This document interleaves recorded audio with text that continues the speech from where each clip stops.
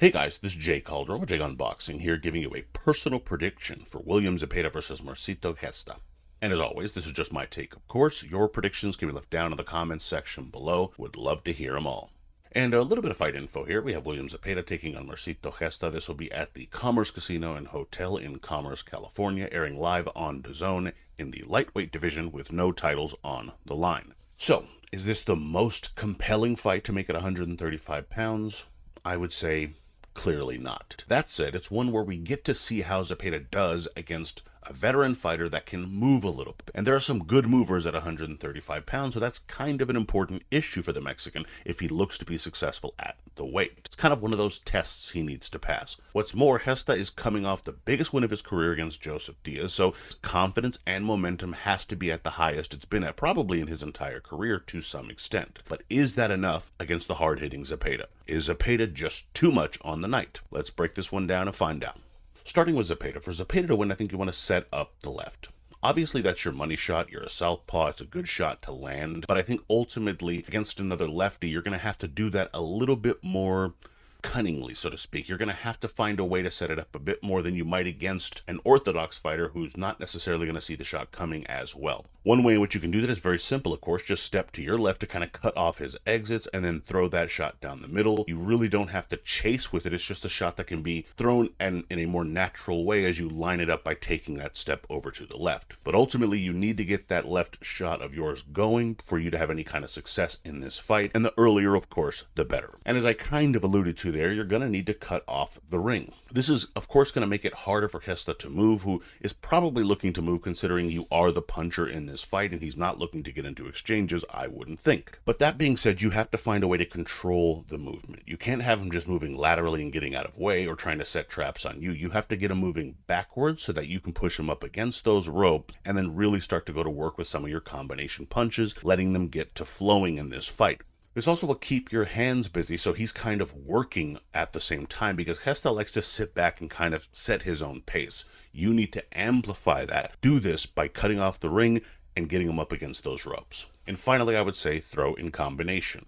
Really, this is one of the best things that you're going to be able to do for a number of reasons. I think it ultimately will back him up, so it'll help cutting off the ring and getting him to go back in that straight line. But also, this will help you have the best chance of kind of economically landing that left hand. I mean, you're going to have to throw volume, which you do anyway, and that left will be one of those shots you'll get home. It'll also, of course, make Gesta have to sit and fight back, which I don't think benefits him based on the fact that you're probably the guy that has a bit more dynamite in your shots. It can wear Gesta down, who's in his mid-30s and at a lighter weight, so you're just using this opportunity to kind of tire him and create more openings. Set this up by cutting off the ring and working that jab in as well, and I think you'll have some success. Now, switching over to Gesta. For Gesta to win, I think you want to keep the jab busy. For a number of reasons, you're going to want to do this. Number one, of course, you want to use it as a rangefinder. Just keep Zepeda at the end of it, and of course, be able to set up your shots down the middle. If he does get a bit too over the top and tries to make something happen while you're jabbing, it can set up that backhand really well for you.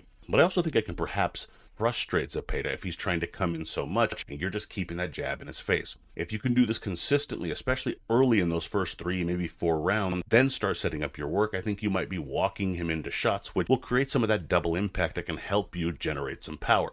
Zepeda is fairly solid in terms of taking punches. Not as though he's been completely blasted around the ring, but he has been dropped before. So a jab can help set that up by keeping him in your correct range and then setting up those power shots behind it. I would also say don't make it easy. And I know that seems obvious, but this just has to do with a lot of specific things I think you need to do. You need to stay off the ropes. That's where he wants you. That's where he can line up his combinations. You need to use some head movement. You did that pretty well against Diaz by just kind of giving him a moving target. You know, again, it's simple stuff, but it's something you have to stay focused on in this contest. I would also mention keep your hands in a defensive position. Sometimes you can drop those a little bit too much and create openings you just don't need. Against a power puncher, I don't think you should do that. Certainly not a volume puncher. Circle away from that power shot. That's just something you're going to have to do consistently in this fight. Using that lateral movement, not backing up in those straight lines, just can't make it easy for Zepeda. And finally, I would argue speed over power. You just can't have a slugfest. This can't be something where it's a battle of exchanges, because ultimately I think the exchange rate